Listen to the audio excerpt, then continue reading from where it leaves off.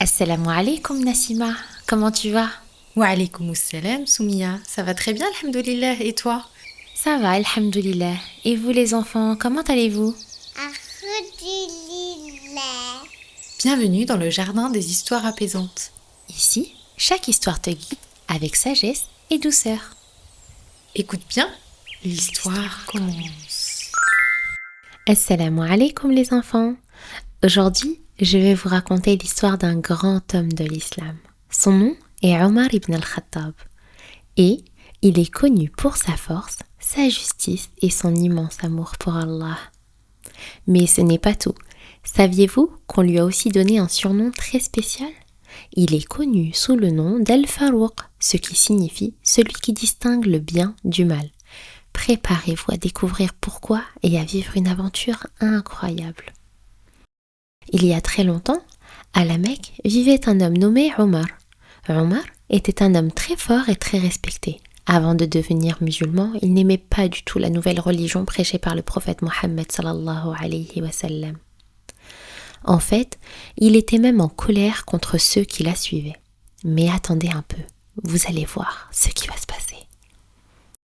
Un jour, Omar était tellement furieux qu'il décida tenez-vous bien, d'aller voir le prophète Mohammed sallallahu alayhi wa sallam pour le tuer. Oui, c'est vrai. Mais sur son chemin, Omar apprit que sa sœur Fatima était devenue musulmane. Furieux, il alla chez elle. Quand il arriva, il entendit sa sœur réciter de très jolis mots.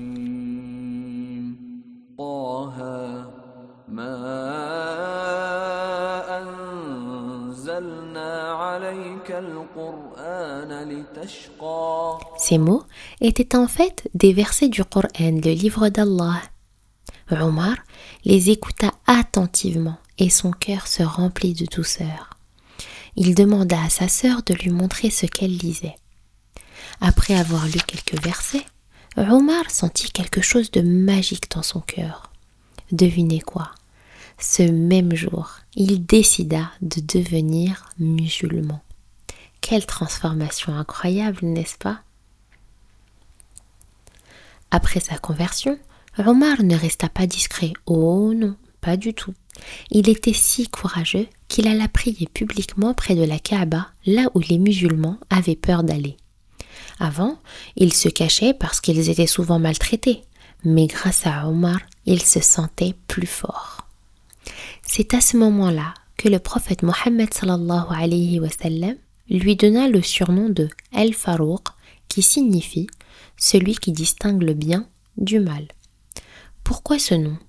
Parce que Omar, par sa fermeté, sa foi et sa clarté de jugement, aidait toujours à faire la distinction entre ce qui est juste et ce qui est mal. Il n'avait peur de personne sauf d'Allah et il défendait toujours la vérité même si cela ne plaisait pas à certains.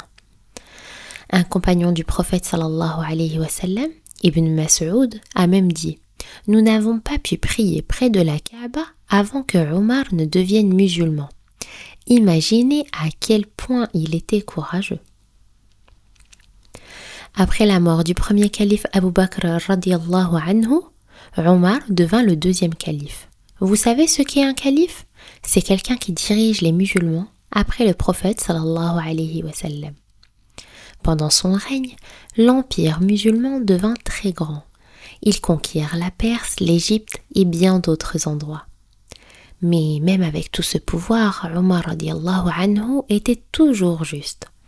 Il veillait à ce que tout le monde, qu'il soit musulman ou non, soit traité avec équité. Omar était célèbre pour sa justice, les enfants.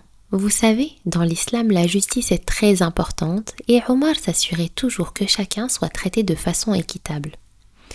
Voici une histoire qui montre à quel point il était juste. Un jour, un homme juif vint se plaindre à Omar. Cet homme disait qu'un gouverneur musulman avait pris quelque chose qui lui appartenait sans son consentement. Imaginez-vous, un simple homme contre un gouverneur. Beaucoup de gens auraient eu peur de rendre justice contre un dirigeant, mais pas Omar radiallahu anhu. Il écouta l'homme attentivement, fit une enquête, et devinez quoi? il rendit justice à l'homme juif. Il obligea le gouverneur à rendre ce qu'il avait pris et s'excuser. Pour Omar, radiallahu anhu, peu importe qui vous étiez, qu'il s'agisse d'un riche, d'un pauvre, d'un musulman ou non-musulman, il veillait à ce que tout le monde soit traité de manière juste. Il y a un autre moment où Omar radiallahu anhu a montré sa justice. Un jour, il vit un homme qui venait d'Égypte se plaindre qu'un gouverneur avait frappé son fils injustement. Omar radiallahu anhu fit venir le gouverneur et son fils devant tout le monde et ordonna à l'homme égyptien de rendre la justice en frappant le fils du gouverneur de la même manière. Il leur dit « Depuis quand as-tu asservi les hommes alors qu'ils sont nés libres ? Quelle leçon de justice, n'est-ce pas ?» Omar n'était pas seulement fort et juste, il était aussi très pieux. Il avait une grande peur d'Allah et veillait à ce que tout le monde suive les enseignements du prophète sallallahu alayhi wa sallam. La fin de la vie de Omar radiallahu anhu est triste mais aussi pleine de dignité. Un jour, alors qu'il priait dans la mosquée, il fut poignardé par un esclave. Quelques jours plus tard, il rendit son âme à Allah. Avant de mourir, Omar radiallahu anhu s'assura que les musulmans choisissent un nouveau calife de manière juste. Jusqu'à la fin, il pensa toujours au bien-être des musulmans. Omar ibn al-Khattab radiallahu anhu, ou Al-Farouq, est un exemple pour nous tous. Sa force, sa justice et son amour pour Allah nous montrent comment un vrai croyant doit être. Qu'Allah nous permette de suivre son exemple et de toujours être juste et courageux. Alors les enfants, avez-vous aimé l'histoire de Omar ? Inch'Allah, vous aussi, vous deviendrez de bons musulmans, forts dans votre foi, tout comme Omar radiallahu anhu. Merci d'avoir écouté et je vous dis à très bientôt pour une nouvelle histoire inspirante, Inch'Allah. Assalamu alaikum wa rahmatullahi wa barakatuh.